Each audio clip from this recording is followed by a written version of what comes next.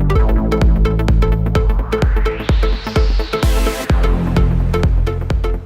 here with Maria, the Gin Junkie, and today's gin of choice is Blackwoods.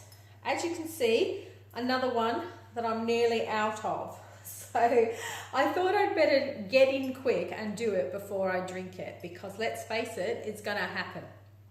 Now, Blackwoods is a Shetland Island gin.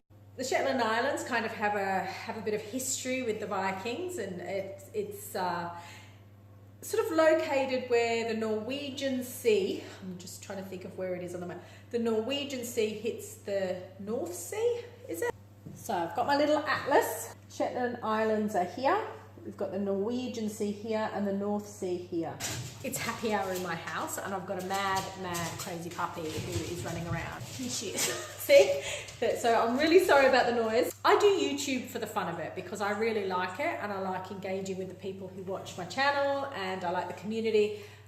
There's nothing professional about what I do, okay? I'm just a girl that loves gin, and this is done in my home, and I've got crazy puppies running around. From what I can gather about Blackwoods, the distillery originally started on the Shetland Islands to distill whiskey, as you would expect.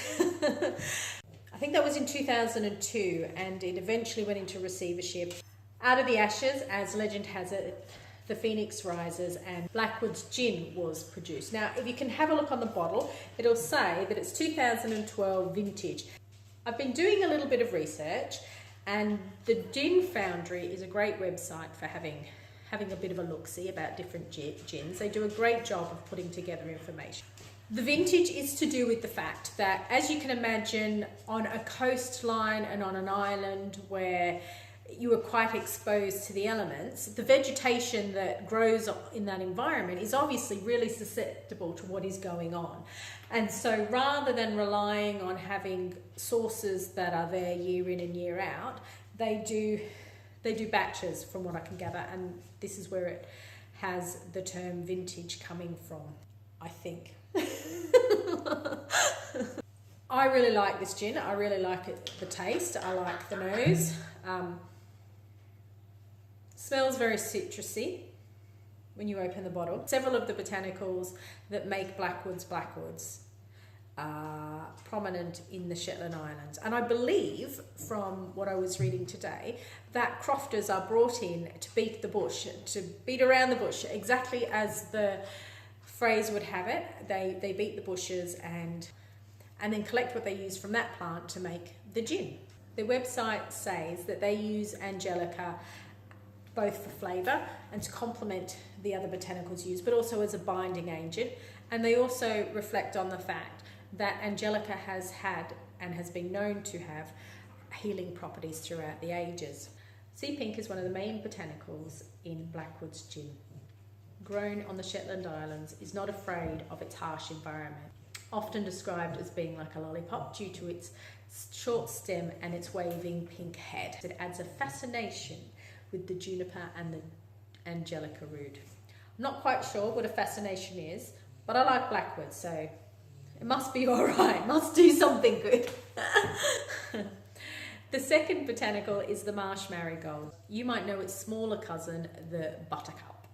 The larger and the more vibrant flower is used in the gin. It is actually one of the oldest plants in Great Britain and thrives in wetlands. Believed to have begun flowering shortly after the Ice Age. Blackwoods use marsh marigold to add a subtle citrus flavour to the gin. As you can definitely smell, as I said before, when you put it to your nose. The next botanical is meadowsweet. This has a sweet and scented flower, which some say smells like honey.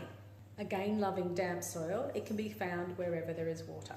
Just a little aside, that meadowsweet contains a component of the ingredients used to make aspirin.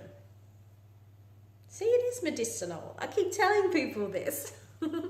It obviously contains juniper, it has coriander, citrus peel, cinnamon, licorice, and nutmeg.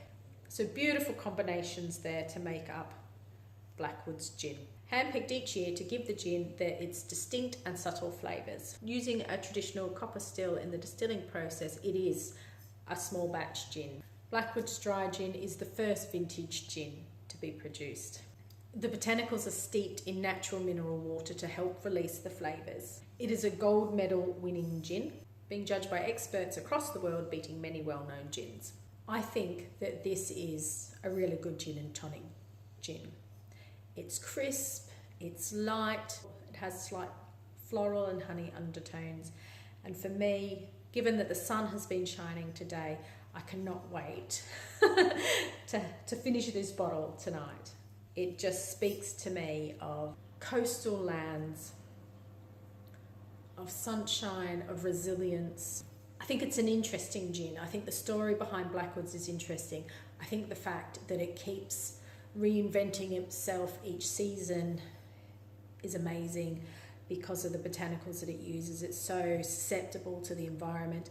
I think the fact that it has been very much a gin that has arisen from the ashes in Phoenix style is wonderful. The fact that it maintains its small batch and vintage roots because of the way it is distilled, that just speaks to me of something really special.